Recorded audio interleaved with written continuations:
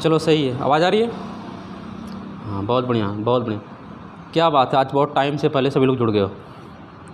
हाँ हाँ ठीक है, टॉपिक शुरू करें आज का। ठीक है, इसको मैं हटा देता हूँ थोड़ा, जब आप लोग कुछ पूछना हो तो यहाँ पर पूछना, मेरे यहाँ पर आवाज़ आएगी थोड़ा, इसे ना और लगता है कभी लगाया नहीं है सब। ठीक है, मैं इसको हटा देता हूँ। आप देखिएगा आज का टॉपिक हमारा होगा नंबर सिस्टम होगा। नंबर सिस्टम का बहुत बेसिक टॉपिक जिसका नाम है इकाई अंक। ठीक है ना, इकाई अंक आज का टॉपिक होगा। इम्पोर्टेंस ये है कि हर साल परीक्षाओं में, चाहे अगर 19 की बात करें, चाहे 18 की बात करें, 17 की बात करें, हमेशा कम से कम 1-2 से 2 नंबर आपका पूछा है। अगर पिछली परीक्षा में बात करें तो कम से कम 2 नंबर का इसका वेटेज था। तो वेटेज इंपॉर्टेंट है। ठीक है ना, तो वेटेज के इम्पॉर्टेंट के आधार पर हम इसको पढ़ते हैं, जिसका नाम है इकाई अंक। ठीक है, तो इकाई अंक के बारे में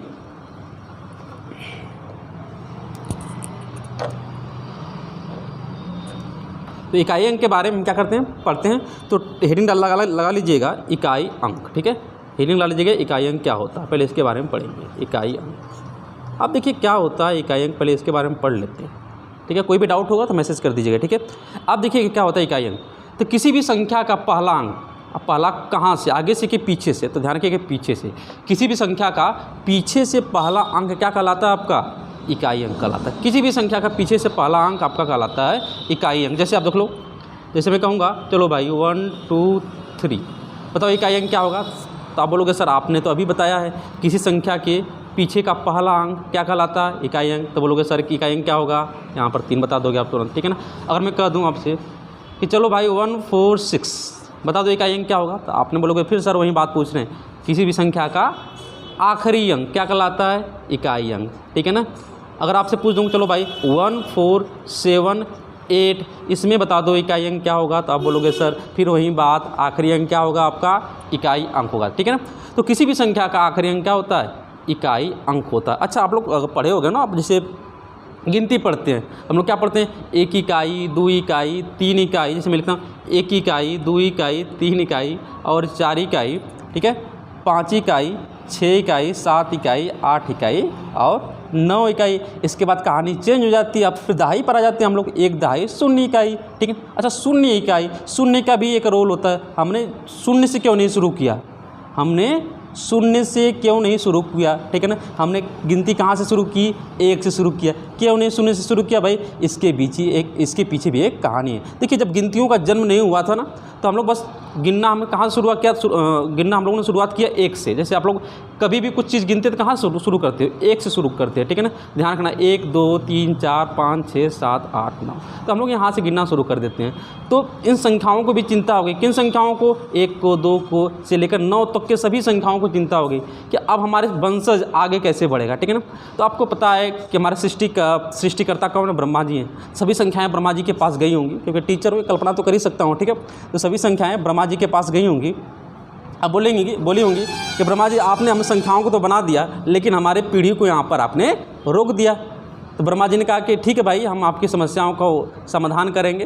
ठीक है ना, तो आपको पता है ना कि हमारे रीति रिवाज में एक अगुआ होता है, शादी करवाता है। ठीक है ना, उसी तरह ब्रह्मा जी ने कहा कि ठीक है भाई, हम आपकी समस्याओं का समाधान करेंगे और हम एक लोग को भेजेंगे जिसका नाम है आर्यभट्ट। आपको पता है 0 का खोज किसने किया, आर्यभट्ट ने किया। जैसे आर्यभट्ट ने 0 बनाया, यहाँ पर 9 के बाद संख्या क्या बनने लगी, 10। तो ध्यान रखना, हम बस ये समझाना था आपको कि किसी भी संख्या के पीछे कौन कौन से अंक आ सकते हैं। तो कौन कौन अंक आ सकते हैं भाई, 1 आ सकता है, 2 भी आ सकता है, 3 भी आ सकता है, 4 भी आएगा, 5 भी आ सकता है और 6 भी, 7 भी आ सकता है, 8 भी आ सकता है, 9 भी आ सकता है। और हमने भी अगुआ दुल्हन खोजी है, किसने, आर्यभट्ट ने। उसके बारे में बात कर लेते हैं, क्या खोजे आर्यभट्ट ने, 0 खोजा है। तो जितनी भी दुनिया में संख्याएं होती हैं ना मेरे भाई, जितनी भी दुनिया में संख्याएं होती हैं, सभी संख्या का निर्माण क्या होता है, इन्हीं अंकों से मिलकर बना होता है। आपने कोई ऐसी संख्या देखी है, आपने कोई ऐसी संख्या देखी है जो इन संख्याओं से न बनी हो। यानी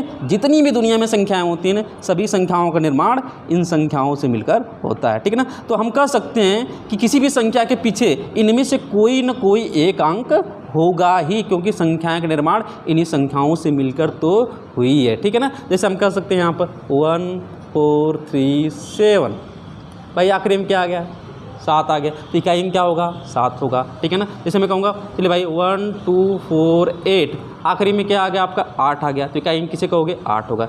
बहुत सिंपल है, किसी संख्या का संख्या का पीछे से पहला अंक क्या कहलाता है आपका? इकाई अंक। ठीक है ना? ठीक है, मैं आप सवाल ले लेता हूँ, कोई सवाल हो तो पूछ लीजिएगा। ठीक है, चलिए कोई सवाल हो तो पूछ लीजिएगा। हाँ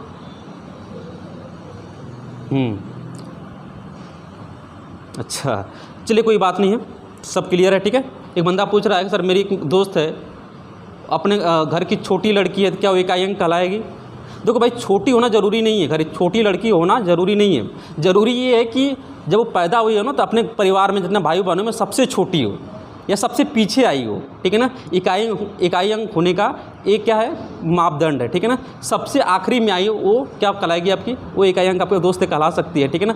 अब वो नहीं कहलाएगी कि मान लीजिए क्या होता है ना, परिवार में 2 भाई 3 बहन होती हैं। ठीक है ना? तो भाई भी छोटे होते हैं, बहनें बड़ी होती हैं, तो बड़ी बहनों में भी एक छोटी बहन होती है, तो उसको हम छोटी बहन कहते हैं, तो उसको हम कह नहीं सकते, ध्यान रखना। तो उसको हम इकाई अंक नहीं कह सकते। हाँ, उस बहन को इकाई अंक कह सकते हैं जो सबसे आखिरी में पैदा हुई है। ठीक है ना? उसको हम इकाई अंक कह सकते हैं। उस भाई को भी इकाई अंक कह सकते हैं जो सबसे आखिरी में पैदा हुआ। उसी तरह यहाँ पर क्या कह सकते हैं? जो संख्या सबसे आखिरी में आती है उसको हम क्या बोलेंगे? इकाई अंक। ठीक है? तो बेसिक चीज़ें थी, अब आगे बढ़ते हैं। ठीक है, अब देखिएगा, मैंने कहा कि किसी भी संख्या के पीछे कौन कौन अंक आ सकते हैं, तो हमने अभी चर्चा किया था। 0 आ सकता है, 1 आ सकता है, 2 आ सकता है, 3 आ सकता है, 4 आ सकता है और 5 आ सकता है, 6 आ सकता है, 7 भी आएगा, 8 भी आएगा, 9 भी आएगा। इतनी अंक किसी भी संख्या के पीछे आपके आ सकते हैं। तो हम चर्चा यहाँ पर ये करेंगे, हम ये करेंगे कि हम संख्याओं के बारे में, इन अंकों के बारे में क्या करेंगे? पढ़ेंगे। इन अंकों के बारे में 1 बाय 1 करके पढ़ेंगे। लेकिन 1 बाय 1 करके नहीं पढ़ेंगे। क्यों नहीं पढ़ेंगे? क्योंकि इसमें से कुछ संख्याएं होती हैं ना, बिल्कुल एक जैसी क्वालिटी रखती हैं, बिल्कुल एक जैसी क्वालिटी रखती हैं। कुछ संख्याएं होती हैं दूसरे जैसी क्वालिटी रखती हैं। तो सभी संख्याएं का ग्रुप है जो एक जैसी क्वालिटी रखती है। तो कौन कौन सी अंक हैं, कौन कौन सी संख्याएँ हैं जिनका ग्रुप क्या होता है? बिल्कुल एक जैसा होता है। जैसे आप देखिएगा यहाँ पर, देखिएगा, जैसे मैं एक बार अभी बात करूँगा कि चलो ठीक है, इसको मैं थोड़ा सा लगा लेता हूँ यहाँ पर।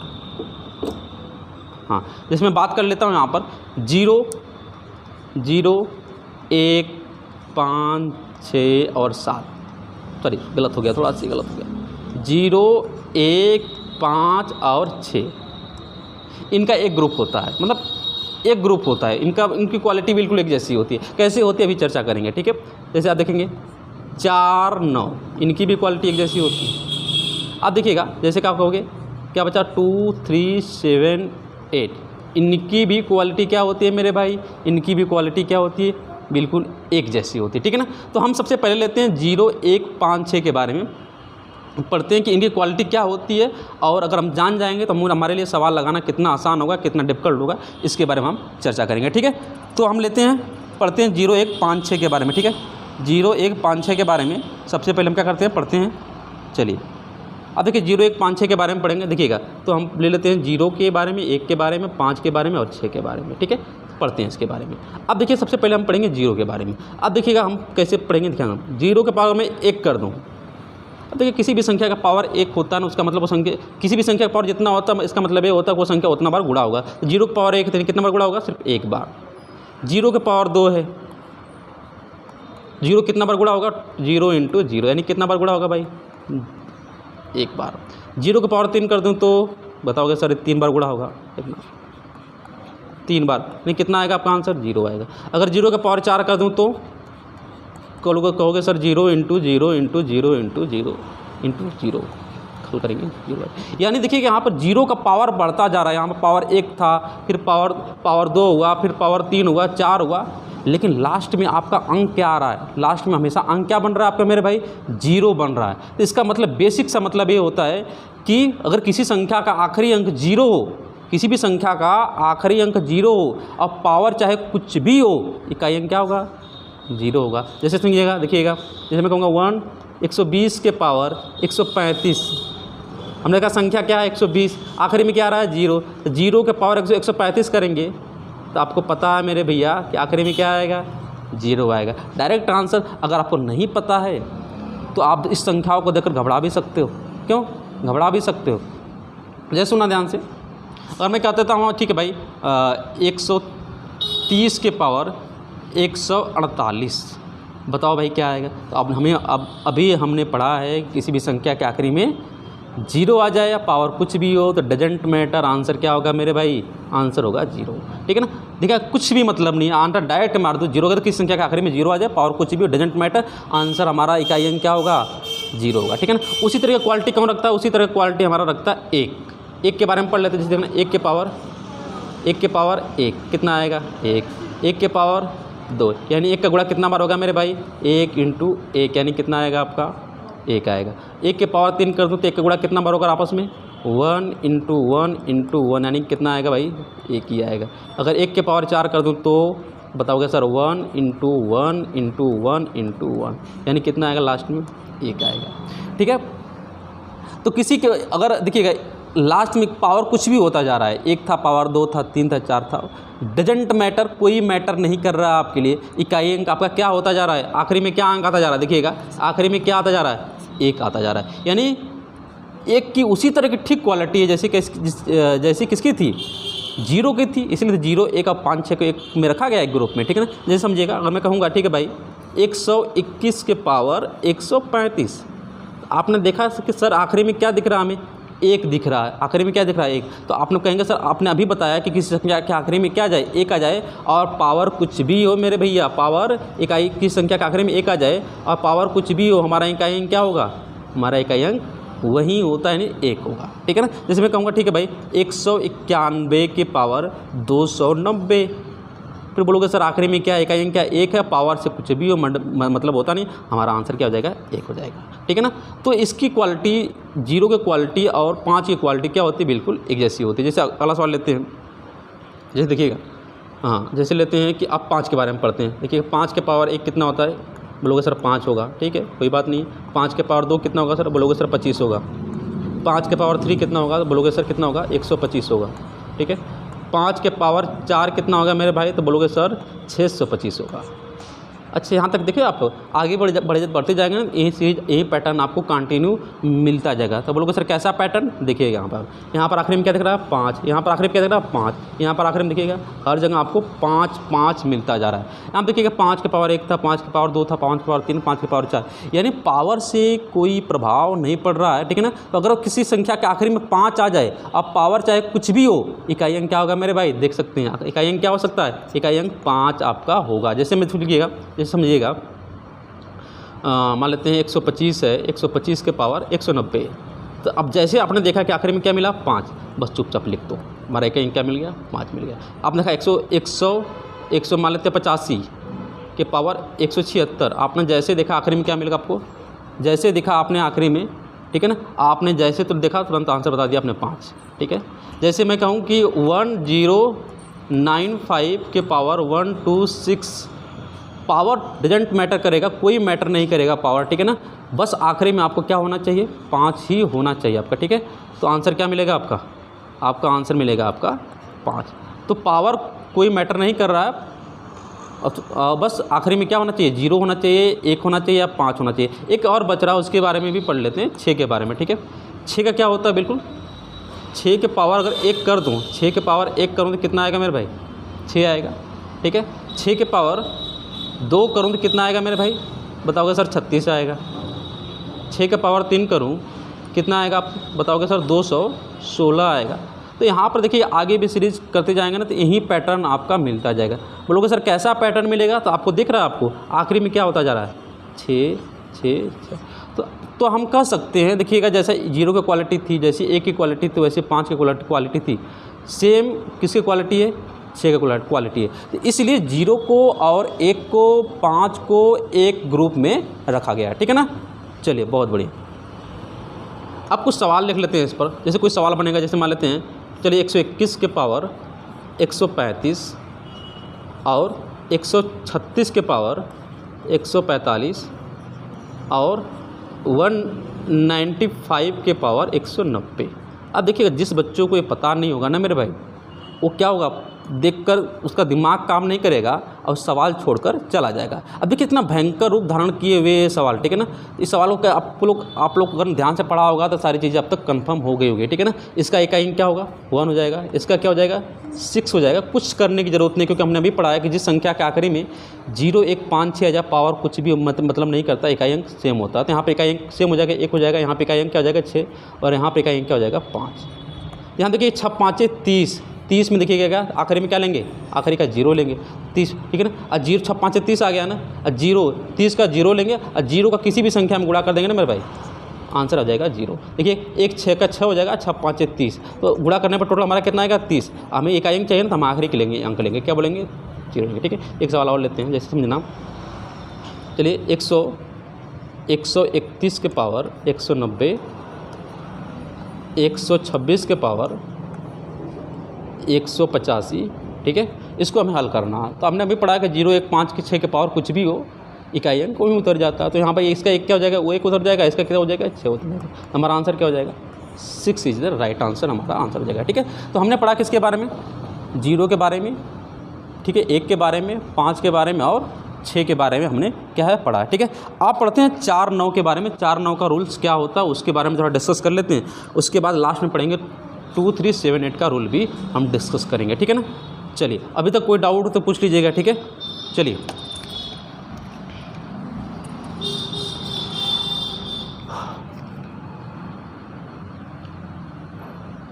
सही है, चलो ठीक है। चलिए नेक्स्ट पर आते हैं, तब टाइम ज़्यादा हो रहा है तो हम आगे भी पढ़ते हैं। अगला टॉपिक हमारा होगा इसी में 4 9 का रूल। 4 9 का रूल, जैसे मैं कहूँगा 4 के पावर 1, बोलोगे सर इकाई अंक कितना होगा, डायरेक्ट हमारा आंसर क्या हो जाएगा 4 हो जाएगा। 4 के पावर 3, इकाई अंक कितना होगा भाई, डायरेक्ट कितना आंसर हो जाएगा 4। 4 के पावर 5, इकाई अंक कितना होगा, डायरेक्ट 4। 4 के पावर 7, इकाई अंक कितना हो जाएगा भाई, तो बोलोगे 4, बोलो ठीक है ना। तो आपके दिमाग में ये आ रहा था कि अगर इसके भी पावर रखने पर इकाई अंक 4 ही आ रहा है, अगर इकाई अंक क्या हो रहा है 4 ही आ रहा है, तो सर आपने 4 को 0 1 5 6 के ग्रुप में क्यों नहीं रखा, ठीक है ना। तो बहुत सिंपल सा लॉजिक है, क्योंकि यहाँ पर देखिएगा, यहाँ पर जो पावर था ना 1 है 3 है 5 है 7, तो 1 3 5 7 कैसी पावर है, ये विषम पावर है, ठीक है ना। ये क्या है विषम पावर। जब विषम पावर होता है ना 4 के केस में 4 उतर जाता है, ठीक है ना। 4 के केस में क्या उतर जाता है 4 उतर जाता है। उसी तरह यहाँ देखिएगा 4 9 का एक ग्रुप होता है, किसका ग्रुप होता है 4 का ग्रुप, और 9 का ग्रुप एक जैसा होता है। अब मैं कहूँगा 4 के पावर अगर 1 है, ठीक है, 9 के पावर 1 है तो कितना आएगा 9, ठीक है। आखिरी में देखिए कुछ भी आएगा, आखिरी में 9 आएगा, ठीक है। यहाँ पर 9 के पावर मैं 3 कर दूँ तो आप बोलोगे सर यहाँ पर भी कितना आएगा 9 ही आएगा, जो भी आएगा आखिरी में क्या आएगा 9 आएगा, ठीक है।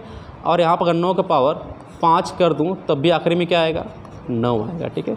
9 के पावर अगर 7 भी कर दूँ तो आखिरी में हमारा तब भी 9 आएगा।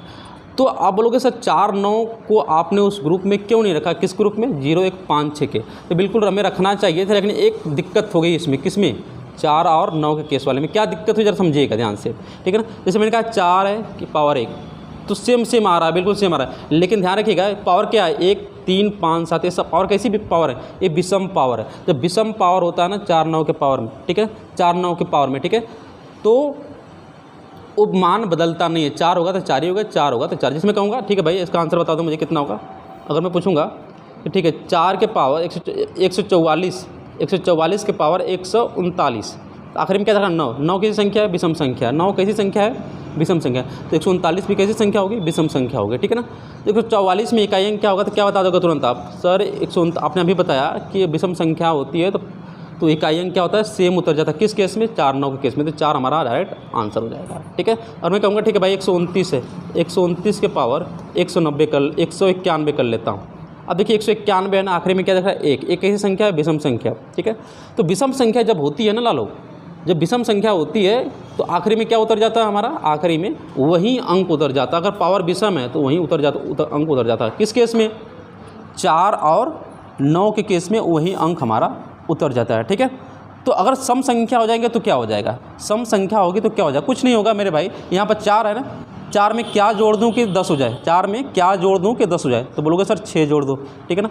तो यहाँ पर 6 जोड़ देंगे, यानी 4 के पावर अगर मैं 2 कर दूँ, 4 के पावर 2, तो आखिरी में जो संख्या आएगी क्या आएगी, 6 आएगी, ठीक है ना। अगर 4 के पावर 4 कर दूँ, 4 के पावर 4 कर दूँ, आखिरी में जो अंक आएगा क्या आएगा, 6 आएगा। हल करके देख लीजिएगा, आपका आंसर सेम आएगा, ठीक है ना। अगर 4 के पावर 6 कर दूँ तब भी आपका आखिरी में क्या आ जाएगा मेरे भाई, आखिरी में आपका 6 ही आएगा, ठीक है ना। उसी तरह यहाँ पर 9 के पावर 1 था ना, जब विषम संख्याएं होती हैं तो वही संख्या सीधे सीधे उतर जाती हैं। आप आई होप बेसिक समझ गए होंगे आप लोग, ठीक है। जैसे आप देखिएगा 9 के पावर 1 है, 9 के पावर 1 है ना, तो यहाँ पर क्या करेंगे, 9 के पावर 2 करेंगे तब क्या होगा, 2 तो सम संख्या हो गई। तो ध्यान रखिए 9 में क्या जोड़ दें कि 10 हो जाए, तो बोलोगे सर 1, आपका आंसर। आखिरी में जो भी संख्या आएगा हल करने पर 9 के पावर 2 में, 9 के पावर 2 करेंगे क्या आता है, 81 आता है। 81 के आखिरी में क्या आएगा मेरे भाई, 1 आएगा, ठीक है ना। बहुत सिंपल सी चीज़ है। यहाँ पर 9 के पावर क्या कर दूँ, 4 कर देता हूँ, 4 करूँगा तो क्या जाएगा, बोलोगे सर सब विषम था तो 9 सम होगा तो क्या जाएगा, आपका सम हो जाएगा, तो 1 आ जाएगा, ठीक है ना। हल करके देख लीजिएगा, बिल्कुल सिंपल है, कैलकुलेटर करके यूज़ करके देख लीजिएगा, क्योंकि आपको बेसिक जानना है, ज़्यादा डिटेल में नहीं जाना है, ठीक है।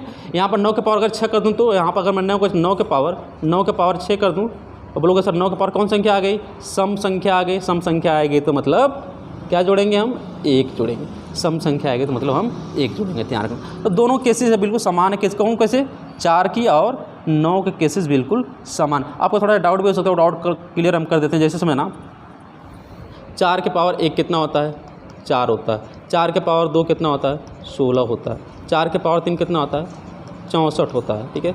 4 के पावर 4 कितना होता है, 256 होता है। अब देखेंगे यहाँ पर कि 1 था, 1 क्या है, विषम संख्या तो सेम उतर गया, विषम संख्या तो सेम उतर गया, लेकिन सम संख्या 2 क्या है, सम संख्या तो 6 आ गया, सम संख्या तो 6 आ गया। उसी तरह 9 के केस में भी होता है, ठीक है ना। I hope basic understanding clear हो गई, ठीक है ना। तो हमने किसके बारे में पढ़ा, किसके बारे में पढ़ा, 2 के बारे में, सॉरी 0 के बारे में, 1 के बारे में, 5 के बारे में और 6 के बारे में और 4 9 के बारे में, इतना हमने पढ़ लिया है, ठीक है ना। और बाकी इस पर सवाल करेंगे तो ये नियम आपका वहाँ पर काम आएगा, ठीक है। आगे बढ़ते हैं, अब बढ़ते हैं उन संख्याओं के बारे में पढ़ते हैं, ठीक है। अब उन संख्या देखिए यहाँ पर क्या है, बाकायदे लिखा गया है कि अगर देखेंगे तो किसी संख्या का आखिरी अंक क्या कहलाता है, आपका इकाई अंक। तो हम लोग डिस्कस कर चुके हैं किसी भी संख्या के आखिरी में कौन कौन इकाई अंक हो सकते हैं, 0 से लेकर 9 तक आपका क्या होता है, किसी भी संख्या का इकाई अंक आपका हो सकता है, ठीक है ना मेरे भाई। नेक्स्ट आते हैं आपका, ठीक है। अब देखिएगा ये तो हम पढ़ चुके हैं 0 1 5 का रूल, कि अगर किसी संख्या के आखिरी में 0 1 5 आए, अब पावर कुछ भी हो, इकाई अंक क्या होता है, सेम होता है। ये तो हम लोग ऑलरेडी डिस्कस तो कर चुके हैं, तो इस पर आगे बढ़ते हैं, ठीक है। आगे आते हैं नेक्स्ट पर, 4 9 का भी पढ़ चुके हैं, ठीक है। विषम होता है तो कुछ चेंज नहीं होता, सम होता है तो 4 का 10 हो जाता है, 9 का 1 हो जाता है, ठीक है ना। अब देखना क्या बचा हमारे लिए, अब हमारे लिए बचा है, क्या बचा है मेरे भाई, 2 बचा है, 3 बचा है और 7 बचा है और बचा है 8 बचा है। इसके बारे में क्या पढ़ते हैं। अब देखिए जैसे मान लीजिए कोई सवाल लेते हैं, इसे 122 के पावर मान लेते हैं 13 कर लेते हैं। अब हमें इसका इकाई अंक बताना है, इसका हमें इकाई अंक बताना है। तो ध्यान रखना इकाई अंक हम पढ़ रहे हैं तो हमेशा किसी भी संख्या का आखिरी अंक से हम मतलब रखेंगे, ठीक है ना। 122 का आखिरी अंक कौन है, 2, तो 2 चुप इसमें से ले लो, बाकी चुप छोड़ दो। और यहाँ पर 13 का क्या करेंगे आप, तो ध्यान रखेंगे जब 2 3 7 8 के केस में क्या करते हैं, हम भाग कर देते हैं, किसका, 4 का भाग करते हैं, किस में, पावर में भाग करेंगे। 4 का जैसे भाग करोगे पावर में तो 4 3 12, यहाँ भाग करोगे 4 3 12, तो शेषफल कितना बचेगा भाई, 1। तो जो शेष पावर को हटाकर हम क्या करते हैं, शेषफल को रख देते हैं, यानी हमारा आंसर कितना हो जाएगा, 2 हमारा इकाई अंक हो जाएगा, ठीक है ना। तो 2 3 7 8 के किसी भी केस में करोगे तो हो सकता है। देखिए जैसे समझिएगा ध्यान से, जैसे इसमें ना, जैसे मैं ले लेता हूँ, चलो भाई यहाँ पर ले लेता हूँ, मान लेते हैं 127 के पावर, ठीक है, मान लेते हैं 34 कर लेता हूँ मैं, ठीक है। तो मैं क्या करूँगा, 7 आ गया ना, तो हम क्या करेंगे, 4 का भाग कर देंगे। 4 का भाग करेंगे किस में, 34 में। तो 34 में जैसे 4 का भाग करेंगे, 4 और 8 32, शेषफल कितना बचा, 2 बचा। तो शेषफल 2 ले लेंगे, इसमें क्या लेंगे, 7 लेंगे। तो 7 के पावर क्या कर देंगे, 2 कर देंगे, ठीक है। 7 के पावर 2 करेंगे तो यानी 7 × 7, तो 7 7 49 को आखिरी अंक बस लेंगे, क्या लेंगे, आखिर 49 का आखिरी अंक, 49 का 9। तो किसी भी संख्या का आखिरी अंक क्या कहलाता है, इकाई अंक कहलाता है। तो आखिरी का क्या लेंगे, 9 अंक लेंगे, ठीक है। तो बहुत बेसिक से 4 से भाग क्यों करते हैं, इसके पीछे भी मैं आपको अभी आखिरी में बता देता हूँ रीज़न क्या होता है, 4 से भाग क्यों करते हैं और संख्याओं से भाग क्यों नहीं करते हैं, तो उसके पीछे भी एक बड़ा रीज़न होता है। तो हम उसकी चर्चा हम बाद में करेंगे, पहले यहाँ पर आगे सवाल पढ़ लेते हैं, ठीक है। तो सवाल लेते हैं आज का पहला, जो अपने नियम पढ़ा उसको अप्लाई करते हैं इन सवालों में, ठीक है। ध्यान रखना, पूछ रहा है कि 584 गुणित 328 गुणित 527 गुणित 613 में इकाई अंक कितना है। तो क्या करेंगे मेरे भाई, देखना आखिरी अंक कितना है, 4 है, बस हमें इकाई अंक से ही मतलब, इसमें 8 है, इसमें कितना है 7, इसमें कितना है 3। कुछ नहीं करना आपको, क्या करना है आपको पता है क्या करना है, 4 और 8 32 को 4 8 32 को 2, ठीक है, 2 7 14 को 4, 4 3 12 को 2, हमारा आंसर क्या हो गया। ध्यान रखना, बस हम किसी भी संख्या का आखिरी अंक लेंगे। फिर से कर बता देता हूँ, 4 8 32, मैं पूरा लिख के बताता हूँ, 4 8 32, तो 32 का सिर्फ 2 लेंगे, ठीक है, तो 2 का क्या करेंगे, इस 8 में गुणा करेंगे, 2 8 16, 16 का बस क्या लेंगे, सिर्फ 6 लेंगे, ठीक है ना। फिर 6 का गुणा करके करेंगे 7 में, तो 7 8 6 7 42, 6 7 42 को सॉरी 4 8 32 को 2, 4 8 32 को 2, 2 7 14 को 4 और 4 3 12 को 2, ठीक है। थोड़ा मैं फिर से बता देता हूँ इस सवाल को, थोड़ा सा देखिएगा।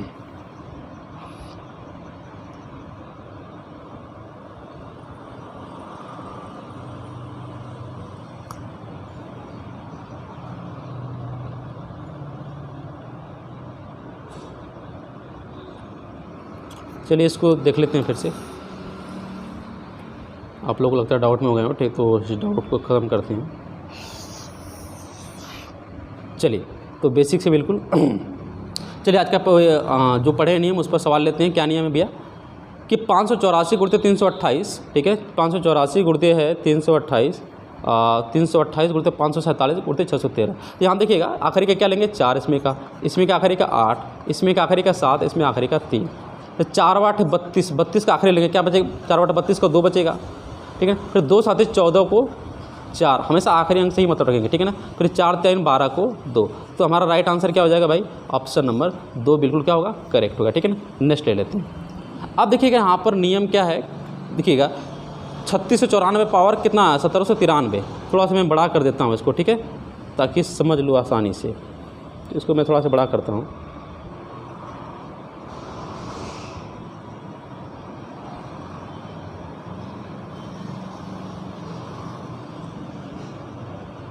चलिए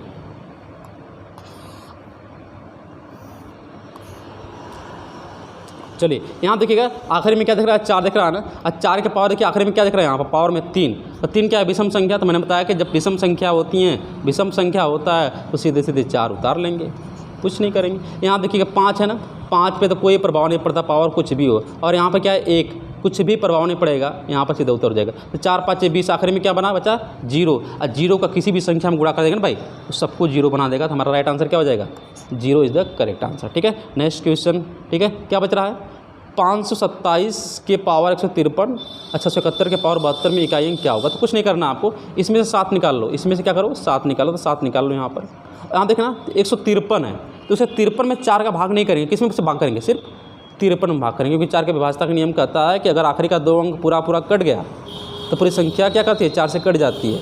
अगर आखिरी का 2 अंक में जो भाग करने पर जो शेषफल आता है, वही शेषफल पूरे अंक में 4 से भाग कर नहीं पाता, तो हम पूरे अंक में क्यों भाग करें, हम सिर्फ आखिरी का 2 ही अंक में भाग कर लेते हैं, ठीक है। तो कर लीजिए आखिरी के 2 अंक में भाग, 53 में जैसे आखिरी में भाग करेंगे, 53 में जैसे भाग करेंगे हम किसका, 53 में जैसे हम 4 का भाग करेंगे, तो आपको मालूम है कितना बार हम करेंगे, 4 का 4, ठीक है ना, 4 का 4, 4 3 12, ठीक है ना। यहाँ पर क्या करेंगे, 4 3 12, ठीक है, 13 बार में कटेगा, तो शेषफल 13 चौक को 52 होता है, ठीक है ना। तो शेषफल कितना बचेगा, सिर्फ 1 बचेगा, तो यहाँ पे 1 रख लो। और आपको मालूम है आखिरी में क्या दिख रहा है, 1 पावर कुछ भी कुछ मतलब नहीं होता, हमारा डायरेक्ट उसको लिख लेते हैं। तो यहाँ पे क्या हो जाएगा 7 गुणित 1, हमारा राइट आंसर क्या हो जाएगा 7, तो हमारा राइट आंसर करेक्ट आंसर 7 हो जाएगा, ठीक है। नेक्स्ट पे लेते हैं। यहाँ देखिएगा सबसे पहले यहाँ देखिएगा 3 के पावर 61 है, तो 61 आप, ठीक है, 61 में 4 का भाग करेंगे तो कितना बार बच जाएगा भाई, 15 चौक को 60, यानी शेषफल कितना बचेगा, 61 में 4 का भाग करेंगे तो जान भाग करके देख लीजिएगा, शेषफल कितना बचेगा, 1 बचेगा। शेषफल कितना बचेगा भाई, 15 बार में भाग जाएगा यहाँ पर, ठीक है, यहाँ पर 7, यहाँ पर शेषफल, तो यहाँ पर 3 के पावर कितना बचेगा, यहाँ पर 1। और अब 6 का नियम पढ़ेंगे, कोई प्रभाव नहीं पड़ेगा, कई पावर कुछ भी हो डायरेक्ट लिख लो।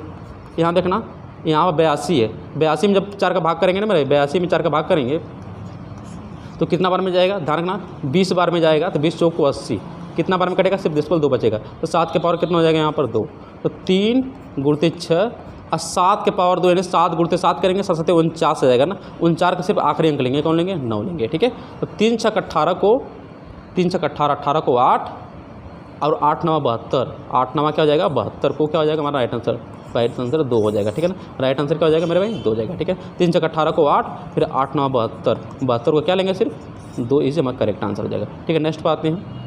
7 के पावर 105 में कितना इकाई है, तो आखिरी अंक का 2 अंक ले लो, बस पूरा भाग नहीं करना 4 का, ठीक है ना। 0 5, 5 में 4 का भाग करोगे शेषफल कितना 1 आएगा, तो 7 के पावर 1 कितना आएगा हमारा राइट आंसर 7 होगा हमारा करेक्ट आंसर, ठीक है, ऑप्शन नंबर ए। चलिए नेक्स्ट पर लेते हैं। 22 के पावर 23 में इकाई अंक कितना है? तो यहाँ कुछ नहीं करना आपको, यहाँ पर 23 है ना, 23 में 4 का भाग करेंगे तो 4 5 20, पर कितना बचा 3, तो यहाँ पर आखिरी का 2 उठा लीजिए, यहाँ का 3, ये कितना हो गया भाई हमारा 2 × 2 × 2, यानी हल करेंगे तो कितना आएगा हमारा 8, हमारा क्या होगा सही आंसर हो जाएगा, ठीक है। नेक्स्ट पर आते हैं। अब देखिए 7 के पावर 95 और 3 के पावर 58 कितना इकाई अंक कितना है? तो यहाँ करेंगे 4 का भाग जैसे हम करेंगे किस में 95 में, देख लीजिएगा 4 दूना के 8 और यहाँ पर 15 आ गया, 4 3 12, ठीक है 12, कितना शेषफल बचा भाई 3 बचा, यानी 7 के पावर कितना हुआ 3, और जैसे 58 में 4 का भाग करेंगे तो 14 चौक को 56 होता है, 2 बचेगा, ठीक है ना, यानी 3 के पावर कितना होगा 2 होगा, ठीक है, 3 का पावर 2 होगा। तो यहाँ देखिएगा 7 के पावर 3, यानी 7 का पढ़ा कितना बार होगा 7 × 7 × 7, 7 49 को 9 और 9 7 63 को 3, यानी हमारा यहाँ पर क्या आ जाएगा 3 आ जाएगा, और यहाँ पर 3 था ना, यहाँ पर कितना आएगा 9, तो हल करेंगे तो क्या हो जाएगा -7। अब देखिएगा इकाई अंक कभी भी माइनस में नहीं होता है, ठीक है ना, इकाई अंक कभी भी माइनस में नहीं होता है। जब भी इकाई अंक माइनस में आए तो इसका मतलब ये समझ लीजिएगा कि उसमें क्या करना है, उसमें 10 जोड़ना है, उसमें 10 जोड़ दीजिए, ठीक है, 10 जोड़ेंगे तो कितना आएगा +4, हमारा क्या होगा सही आंसर हो जाएगा।